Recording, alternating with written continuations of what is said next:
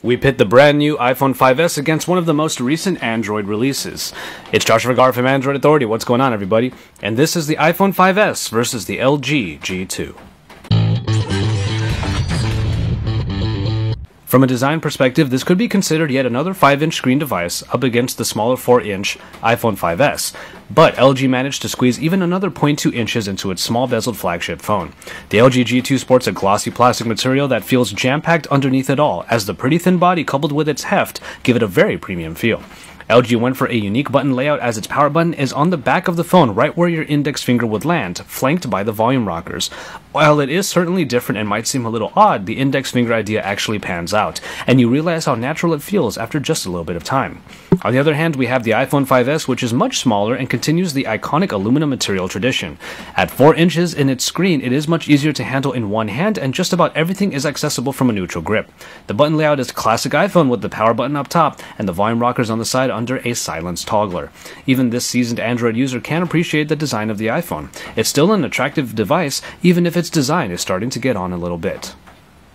With such different screens, it's easy to realize that this becomes a battle of sizes. While we have the 4-inch Retina display on the iPhone capable of 1136 by 640 resolution, the 5.2-inch IPS screen on the G2 is a 1080p display. Though 1080p displays have become very popular due to their media viewing experiences, it's no reason to completely disregard the iPhone's smaller screen.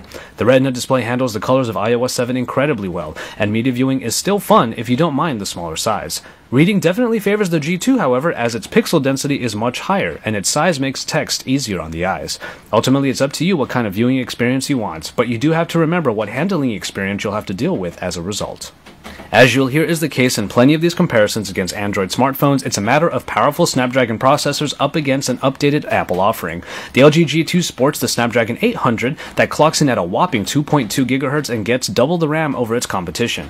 The 5S, on the other hand, is one of the first devices to introduce 64-bit capabilities in its processor. However, in usage, this isn't quite as important. What is important is that the iPhone still smoothly gets through its elements with no stutter or delay, just like what is possible with the incredibly powerful package found in the G2. In hardware, both of these phones don't have any removable parts and thus no expandable storage or removable batteries are included. The iPhone can get from 16 to 64 gigabytes of storage while the G2 keeps it to either 16 or 32. The 3000 mAh battery in the G2 might dwarf the much smaller unit found in the iPhone, but with different demands in either system, usage obviously dictates overall longevity. Otherwise, the addition the 5S has over the G2 is its fingerprint reader, located in the flattened home button up front. It's an interesting and novel addition whose location makes much sense, but whether or not it speeds up waking your phone depends on how accurately you can scan your fingerprint on that first try. In the camera department, both of these phones got updates. While the iPhone 5S got an overhauled app, the G2 was able to add in optical image stabilization. OIS helps to not only keep photos and videos from getting blurry with your shaky hands, it also helps flood more light in during those low light situations. Otherwise, it comes with a plethora of modes in its app, definitely giving you a lot of control over your smartphone photography. The iPhone 5S brings more modes into its app, which gets a very attractive makeover as a blur transition gets you from one to the other. Additions include a square mode, basically for Instagram, slow motion video capture, and a bunch of filters, live filters built in. We'll take a closer look at the picture quality between these two cameras soon, so stay tuned for that.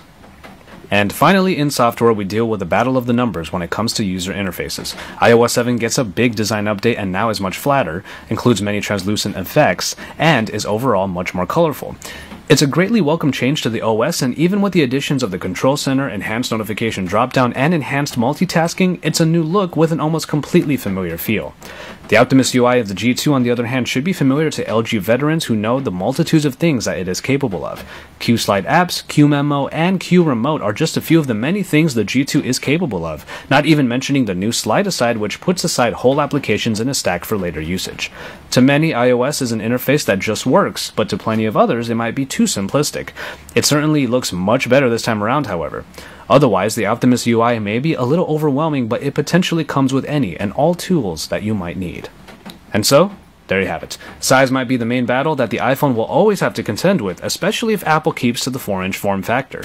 In this case, it's up against one hell of a beast in the LG G2. The updated iOS might bring a refreshing change to what the iPhone fans have always used, but if you need more, perhaps much more, the LG G2 has it in almost every other aspect.